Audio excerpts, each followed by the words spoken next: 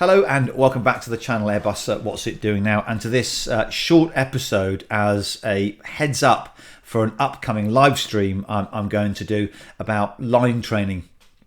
Now, I was actually asked to do this by quite a number of you pre-pandemic, but never really got round to it.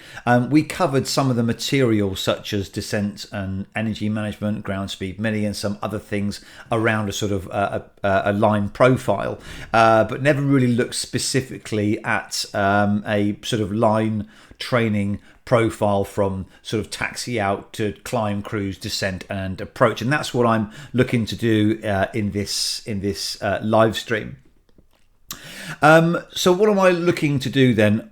What I'm looking at is early inexperienced crew members, perhaps guys and girls that are towards the end of their type rating course and have rostered line training in the near future, those that perhaps had started their line training prior to the pandemic and are now looking to complete that, or starting from zero again post-pandemic. Maybe those towards the end of their line training, or even those that have completed it that actually wouldn't mind sharing their experiences. I know most of you sort of go back and you talk to your peers about what happened that day, and that's really useful and valuable information that perhaps you might be able to share. But also, as we go along with this, I'm obviously going to add my own experience into it as a line training captain to then add some context to it as well. So even if you have completed your line training and perhaps you're 6 months in or a year into flying, although nobody really is at the moment, are they, post-pandemic? We're all still getting back to flying again. But even if you have completed your line training and are getting more comfortable in the seat now, I'm fairly confident there'll be something here for you, because as always with these videos, I talk about the why as not just the what, and also the how, so that there might be some things in here for you, as well as the ability for you to share it with the other members. So why a live stream and not a video? Well, the live streams have proved to be really valuable, and I think there's going to be a lot of questions that come up, and actually, rather than dealing with them as a message format like we do typically with the video context, we're able to sort of deal with these things live. So you ask the questions you do with some of the other live streams that we've done, and that we'll be able to answer those as a group in case there are any sort of misunderstandings in the community about various aspects of the line flight, and also an opportunity then to share your experiences with the crew. So I think that would be really valuable, rather than me just sort of talking at you about a particular sector. There might be some other areas that you want to expand on. Now, of course, the risk with this is that it goes on. Okay, so it might be that we have to break this into two, but I'd much rather do that, or break it into three even, depends on how it goes. I'd much rather do that than sort of rush through it. Okay, so I want to be able to answer as many of your questions as possible as we go through this line flight. And when we get to a point that we've had enough and we're all feeling pretty exhausted, then bearing in mind we're doing this at 1600 Zulu, if it goes sort of too far into the evening, then of course, you know, we can call it a day, and then we can pick up where we left off on another day, because I'm conscious that some of you may be reporting for early duties the next day. So we'll see how that goes, but I think the live stream will give us much better value. So let's have a look at some of the things that we'll cover then. So we're going to go for a line flight right the way from turning up to the crew room or reporting to the aircraft, depending on how your airline approaches that, right the way up to taxiing in and parking at the destination. It doesn't matter about the actual destination or the departure. We're talking about a generic line flight, okay? You're more than welcome to share your experience of a particular airport, that's absolutely fine, but I'm just trying to keep this generic, as it were. We're going to discuss the importance of an interactive briefing and the importance of sharing the mental model. Now, Briefings have been very much an area of discussion over the last couple of years, moving towards a sort of threat error management type of briefing rather than the sort of typical sort of follow the top hat and read what's in the FMGC. It's more about complementing SOPs rather than, if you like, repeating them. Okay, so there's much more of an emphasis on sharing that mental model, as I say, so both crews know what's about to happen, or have an understanding of what's about to happen and how the pilot flying intends to manage it. We look at the threats associated. So what sort of threats are important for departure, because they differ to what might be important for an arrival, and of course the importance and the gravity of the how. So I won't talk too much about that now. Now it might be, well, it's not that it might be, it will be that I will cover this in a separate video, the briefing, because I've been asked to do it by a number of the members. So what I haven't done it already, but I will cover this in a separate episode, so you'll be able to refer back to it. We'll also talk about areas of vulnerability and where we are more vulnerable in the profile and why it's important, where our focus needs to be. The importance of pilot monitoring. Remember, it's a two-crew operation. Both pilot flying and pilot monitoring are both responsible for the management of the flight, and that's an important take-home. We'll have a look at the items in the operational flight plan and some things that are worthy of note for line training, particularly where it comes to the profile. Again, I won't expand too much on this now because it's a bit of a heads up, but particularly when you get it's really important early on that you get an idea of how long you've got to brief in the cruise. Now, if you're off to a Paphos or something, that's not really going to be a problem for you. But if you're doing a London Paris, or even a London Bordeaux, or an Amsterdam, or a Cologne, you don't have an awful lot of time. Okay, so if it's an hour's block time, you've got very little time indeed. So I'll give you some examples or some ideas of what to look for in order to sort of plan your brief, so you're not briefing in the descent and rushing it.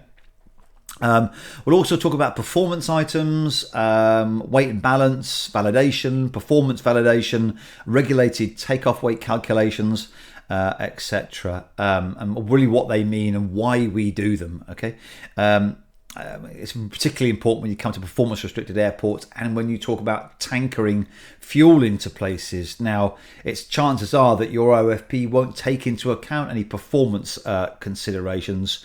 I know that's a work in progress, so that's something you might want to think about. And also, without going into too much detail here, particularly this sort of time of year, although it can happen at any time of year, long flights with tankering fuel, cold soaked wings, going into cloud conditions and not having any de-icing the other way. So we talk about tankering as well as part of this line training briefing.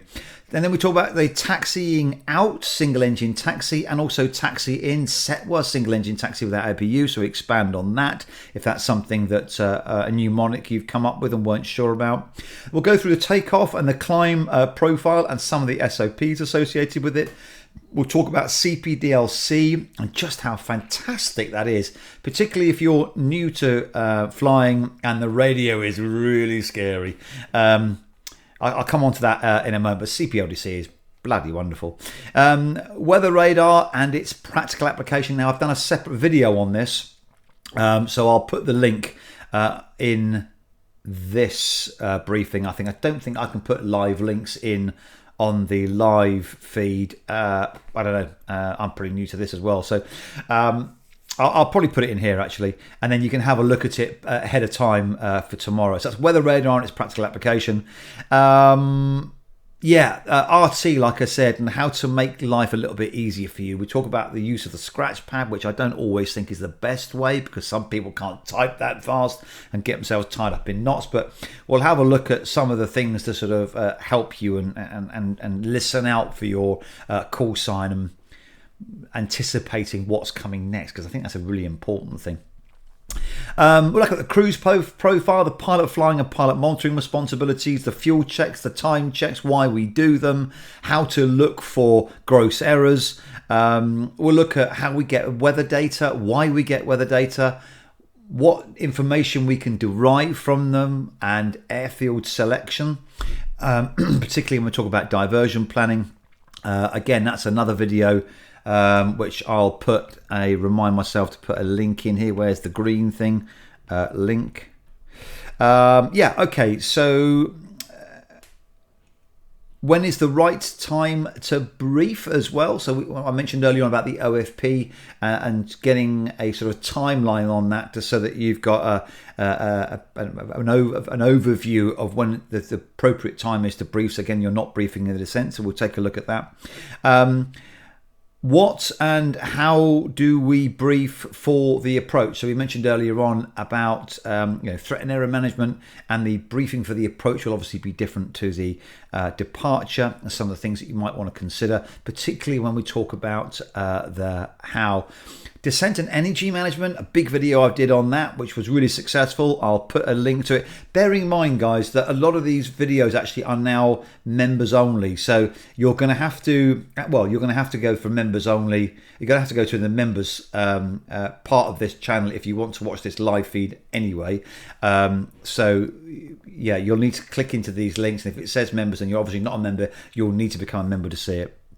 But yeah, a really detailed video on descent and energy management, which went down really, really well. So thank you for the feedback on that.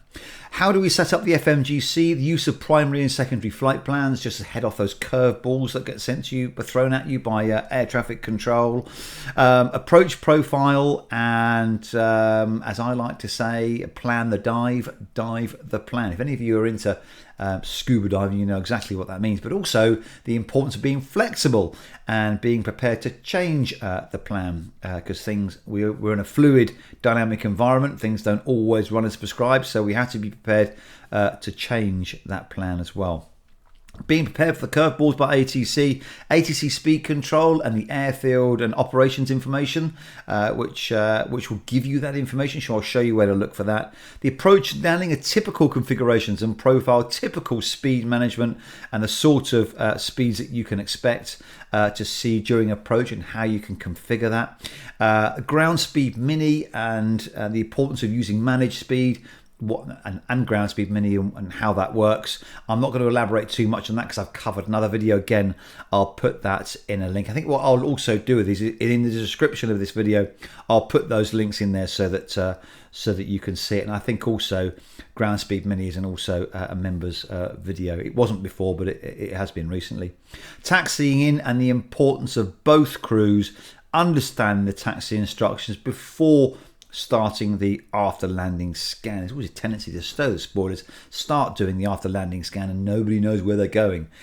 So I'll cover that and why that's important. So that's it. As I say, we'll see how this goes. It might be that we do this in 2 takes or 3 takes. There's no need to put a time limit on it. It'll be however long it takes. Like I say, I just want to make sure we get it right, and you get as much out of it as possible. 1600 Zulu tomorrow, the 4th of May. I'll look forward to seeing you then. Thanks very much for watching.